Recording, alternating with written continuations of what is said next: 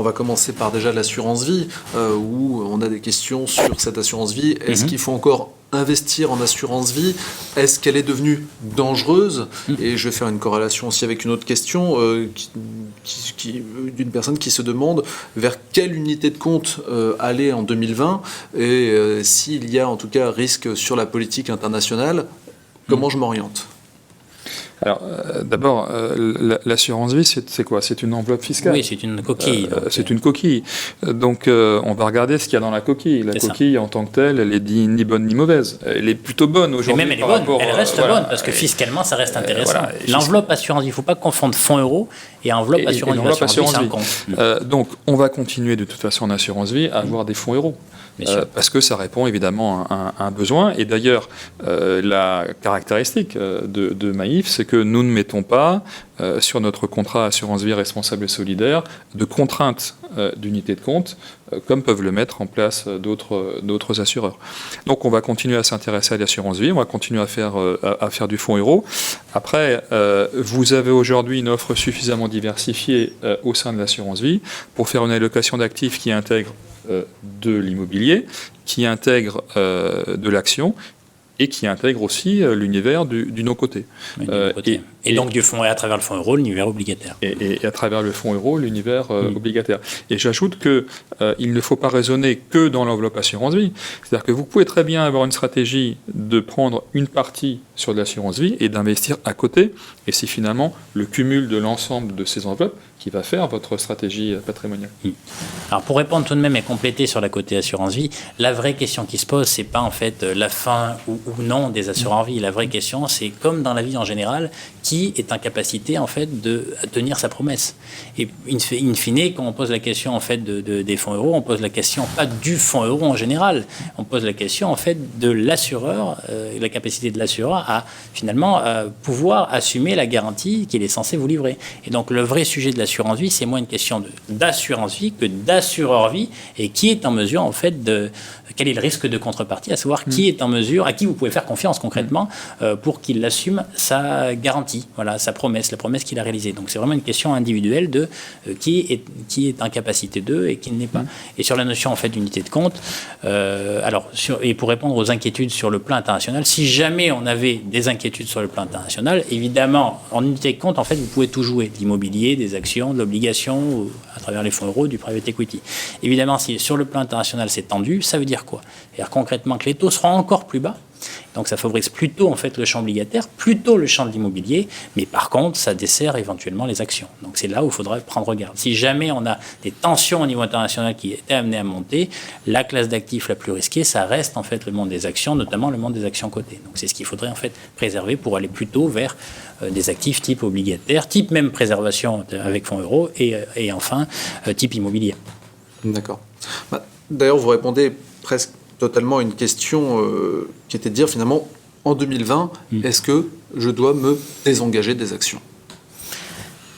Alors c'est toujours pareil, se désengager, ça veut dire tout mettre sur le 7. Non, la question c'est, aujourd'hui, il faut être quand même conscient qu'il y a plein de facteurs de risque qui n'ont pas disparu, mais des facteurs de risque qui se sont amoindris. Et il faut l'acter. La question, en fait, c'est est-ce qu'ils ont complètement disparu ou est-ce qu'ils vont revenir?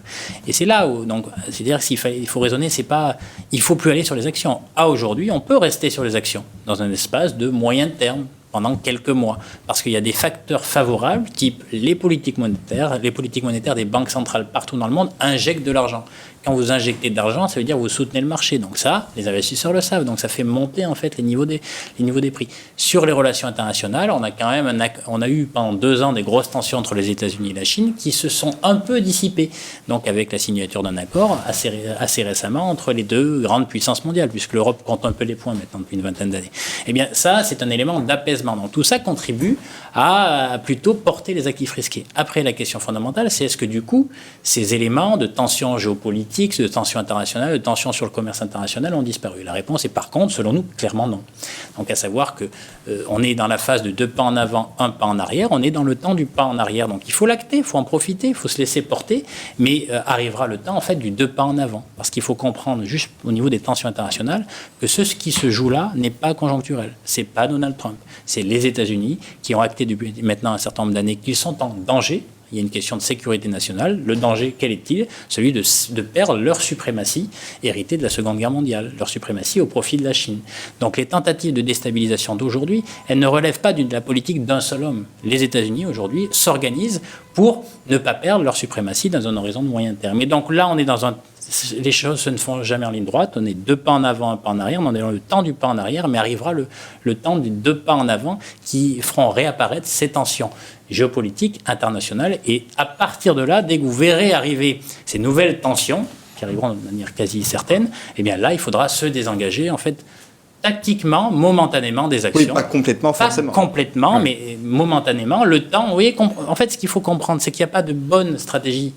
In fine, il n'y en a pas une. Elle est toujours adaptée à l'environnement dans lequel on vit. Et cet environnement-là, il évolue. Et donc, vous avez l'obligation, finalement, de suivre l'évolution de cet environnement. Et parfois, les forces positives l'emportent, et parfois, les forces négatives l'emportent. Et donc, vous ne pouvez pas faire autre chose que le suivre en ayant des convictions fortes sur des probabilités d'événements qui risquent de se produire. Je crois que c'est important de s'ajuster, mais jamais de couper des positions ou de rentrer brutalement sur un marché. Moi, je me souviens de cette statistique qui est assez étonnante, qui dit que sur ces 10 dernières années, jusqu'à 2018, quand vous aviez manqué les 25 meilleurs jours de bourse, finalement, vous aviez un rendement négatif en 10 ans. Donc ça montre bien qu'il faut rester partiellement investi. J'ajoute aussi que les actions, on peut les jouer pour de la croissance, mais elles donnent aussi du dividende. Aujourd'hui, les actions vont donner 3, 4, 5%, finalement, beaucoup plus que les obligations. Quelque part, aujourd'hui, avoir des actions, même pour avoir du revenu, ça a du sens. Et quand vous avez un gérant qui va sélectionner des titres, vous bénéficiez évidemment de ces dividendes dans l'évolution de la valeur du fonds. Ça dépend vraiment de pourquoi vous l'achetez. Si vous achetez l'action pour, effectivement, la rémunération et pas pour faire une plus-value, là, vous pouvez l'avoir toujours en portefeuille. Une question sur l'univers du non-coté, où effectivement se pose la question, qu'est-ce que le non-coté et est-ce que vous pouvez l'illustrer, ce non-coté? Alors, je vais l'illustrer avec différentes offres qu'on a pu avoir ou qu'on a actuellement. L'exemple, par exemple, de la promotion immobilière. Vous pouvez faire à travers du non-coté finalement de l'investissement immobilier. La promotion immobilière, c'est quoi? C'est finalement permettre à un promoteur qui va financer, on va dire, 90% de son opération à travers de la dette bancaire, eh bien, c'est lui apporter les 10% en fonds propres que lui n'a pas envie d'immobiliser. On va lui apporter à travers de la dette à court terme, une dette à 18-24 mois, et c'est cette dette qu'il va payer très cher, parce que finalement, ça lui évite d'immobiliser ses fonds propres, et donc on va lui prêter à 12, 14, 15%, et c'est cette dette qui va lui permettre finalement de finaliser son opération, une fois qu'il a la garantie future d'achèvement, qu'il a commercialisé, on va dire, déjà 50% de ce logement en pré-commercialisation, on lui apporte cette garantie, et ça lui permet finalement de finaliser son projet. Eh bien, cette promotion immobilière, on peut la structurer à travers un fonds. Donc nous, on a proposé et on propose aujourd'hui des FCPR qui sont investis dans la promotion immobilière. On est sur l'univers du non-coté. Deuxième exemple, c'est ce qu'on fait quand j'évoquais la réhabilitation de bureaux obsolètes. Et on travaille avec un opérateur qui va acheter ces bureaux obsolètes. Sur Paris, il y en a un certain nombre et qui va les restructurer. Il va en faire soit des logements, on peut dire que sur Paris, on en a besoin, ou il va le transformer en résidence de service. Donc ça peut être de la résidence étudiante, ça peut être de l'hôtellerie. C'est un acteur aussi qui peut acheter des friches industrielles, qui va totalement restructurer pour faire de l'habitat. Donc là, on est sur de l'univers du non-coté, puisque finalement, on investit dans une société qui va financer durant 5 à 7 ans différents projets. Et puis, à la fin, bien, ces différents projets vont être vendus, le fonds va être liquidé et l'argent rendu aux investisseurs. Voilà 2 exemples qu'on peut avoir sur de nos côtés et qui finalement ne sont pas très loin, en tout cas, de l'univers immobilier. Alors ce qui est intéressant, c'est que vraiment sur ce sujet-là, vous avez bien compris que c'est des sujets qu'il faut maîtriser. Et donc tout l'enjeu va être de bien sélectionner justement les acteurs en qui vous avez confiance quant à leur capacité justement à réaliser ou à transformer la promesse qu'ils vous font en réalité. En parlant de sélectivité, d'ailleurs, on a une question sur les placements financiers. J'ai envie d'élargir aussi aux placements immobiliers. Est-ce qu'on a des indicateurs pour sélectionner ces placements ? Alors, le premier indicateur, c'est finalement la solidité de l'entreprise qui vous propose ce type de placement. C'est surtout ça, bien sûr. Donc, on va regarder finalement sa solidité financière. On va regarder un peu dans le rétroviseur, savoir ce qui s'est passé précédemment. On va regarder la solidité aussi des équipes. C'est aussi important de savoir que quand vous vous engagez avec quelqu'un, eh bien finalement, les personnes avec lesquelles vous travaillez ont une certaine durée dans cette entreprise-là. Et puis, ça dépend aussi de l'analyse qu'on fait globalement aussi du marché. Est-ce qu'on a envie d'aller sur ce type de marché ou pas? Nous, aujourd'hui, par exemple, pour vous donner un exemple, on ne va pas aller sur le marché de la dette d'entreprise dit high yield, parce qu'on estime qu'il y a peut-être un peu de risque à y aller. Donc même si on trouve des opérateurs très bons, on ne va pas aller sur cette classe d'actifs. Et donc une fois qu'on a fait finalement l'ensemble de ces vérifications, eh bien on va sélectionner une offre. Et ce qui est important, c'est que nous, on est totalement indépendants de l'ensemble des acteurs du monde économique avec lesquels on travaille. C'est un peu la différence entre nous et le banquier. Le banquier, il va vous proposer à 95% des produits maison.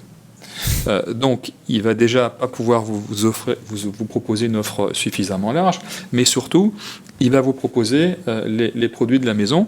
Alors, ils n'ont pas forcément le nom de la maison, mais ils peuvent avoir le nom d'une filiale à 100% de la maison mère, ce qui est à peu près la même chose.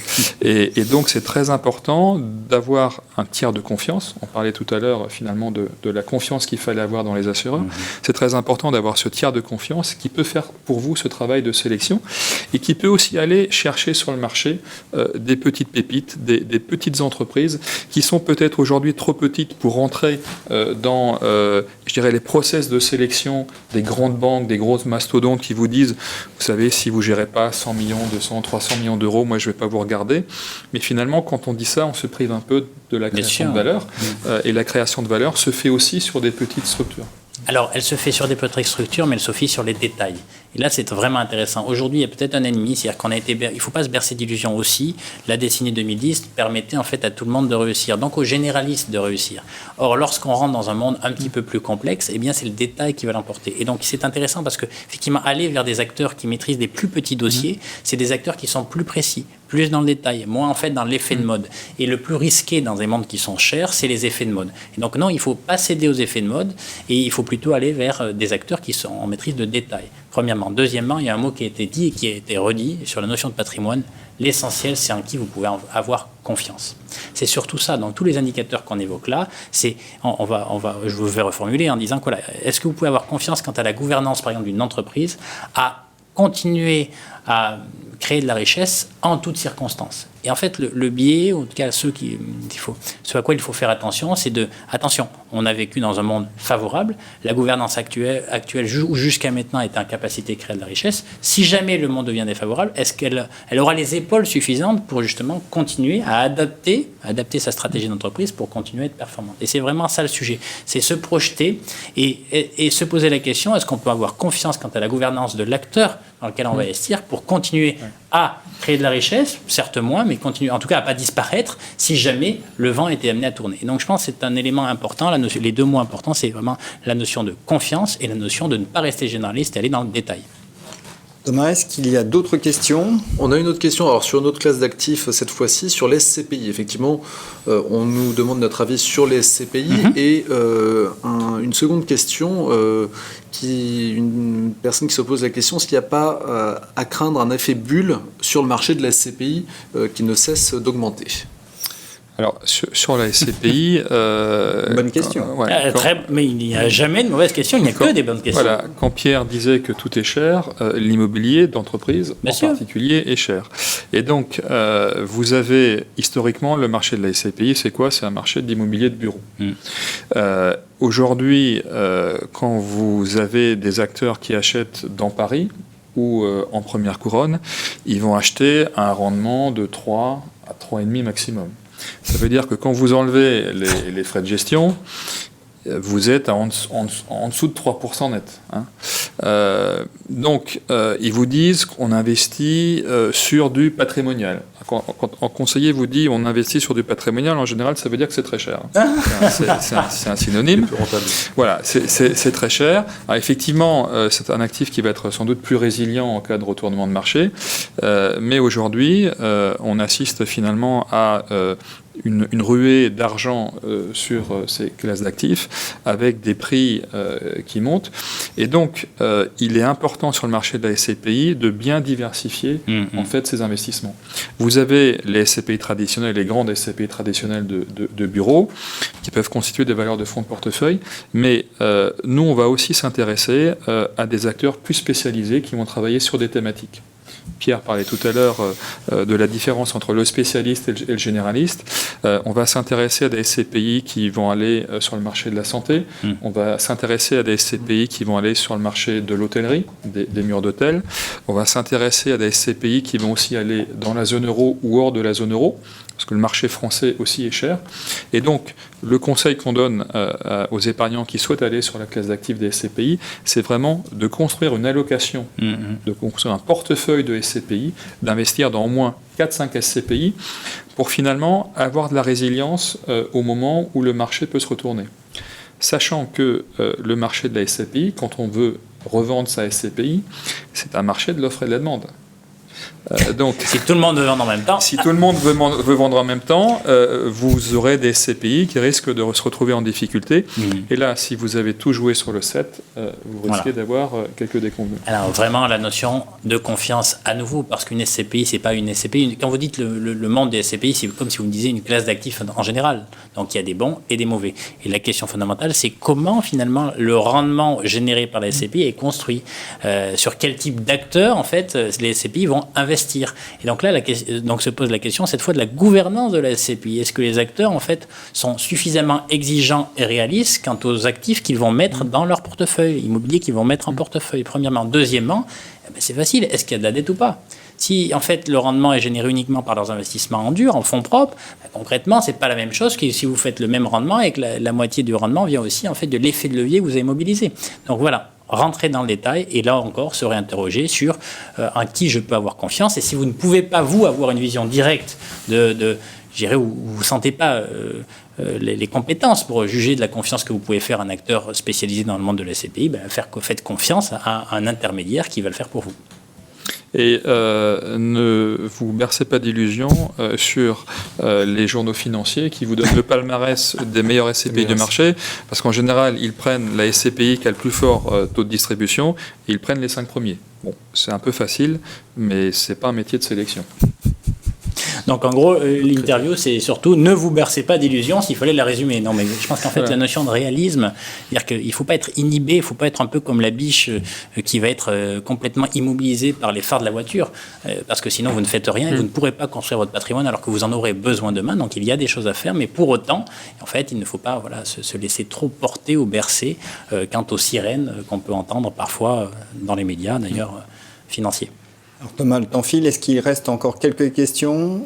Alors, on a encore quelques questions, alors un petit peu plus précises, où on en parlait entre nous avant l'émission, sur l'immobilier et particulièrement l'immobilier parisien. Est-ce que ça reste une valeur intéressante? Est-ce qu'il faut, et est-ce que c'est rentable, toujours, d'investir sur Paris? Est-ce que c'est rentable? Alors, il n'y a pas c'est vraiment une question sympa, hein, c'est une question facile, parce qu'il n'y a pas un immobilier, il y a des immobiliers, ça dépend de quoi on parle. Simplement, il faut quand même avoir en tête que le chemin parcouru par ce micro-marché est quand même un chemin qui signifie une bulle. Mais tout à l'heure, vous posez la question, en fait, tout est en bulle. Voilà. Donc la question, c'est d'estimer en fait le niveau de bulle de chacun de ces marchés-là. La réalité, c'est qu'à ce prix-là, il n'y a plus de rentabilité, il n'y a plus de rendement généré. C'est tellement cher que si vous vouliez louer en fait ce bien, eh bien ça vous rapportera plus rien, du 2% de rendement brut, c'est-à-dire rien. Donc la question, c'est un peu, vous jouez donc l'immobilier parisien comme soit pour gagner de l'argent à travers la plus-value que vous projetez, sauf qu'au regard du chemin parcouru, il serait très étonnant. Il y a une question de réalité économique. À un moment donné, il faut que les gens puissent acheter. Donc là, les gens ont pu acheter parce que les niveaux de taux ont continué à baisser. Bon, en même temps, on est à zéro, on ne peut plus descendre plus bas. Donc concrètement, il n'y aura plus en fait ce gain en capacité d'emprunt qui a amené les gens à pouvoir mobiliser plus d'argent pour acheter plus cher. Donc ça, c'est fait. Voilà, donc maintenant, imaginez qu'on puisse parcourir le même chemin en plus-value sur l'immobilier parisien, ça paraît extrêmement ambitieux, premièrement. Deuxièmement, il y a peu de rendement, donc j'ai envie de dire, considérez ça comme, là aussi, comme un coffre en Suisse, voilà. Donc pas autre chose. C'est-à-dire que c'est un coffre en Suisse, ça restera là, c'est présent, mais ça ne vous rapportera rien. Vous préservez votre capital, voilà, parce que vous investissez dans Paris, on imagine que ça ne baissera pas. Par contre, vous ne générez pas de rendement. Non, donc si vous voulez du revenu, c'est quand même souvent ce qu'on recherche dans l'immobilier, il faut faire autre chose. En tout cas, là, donc c'est vraiment la notion de vous choisissez le fonds euro, l'immobilier à Paris. On parle de revenus, finalement, je rebondis sur que pensez-vous du LMNP, donc du loueur meublé non professionnel? Là, le loueur en meublé non professionnel, derrière, c'est un dispositif fiscal, mais derrière, il y a quoi? Il y a de la résidence de service, résidence étudiante, EHPAD, résidence senior. L'intérêt, c'est que comme vous amortissez le bien, finalement, vous avez des revenus qui sont quasiment exonérés d'imposition. Donc, quand on voit le niveau de taxation de l'immobilier... L'immobilier bashing en France, c'est vrai que ça peut... Oui, c'est pas mal de pouvoir, en fait, effacer la fiscalité. Effacer la fiscalité, c'est intéressant. Je pense qu'il y a des marchés qui sont très porteurs.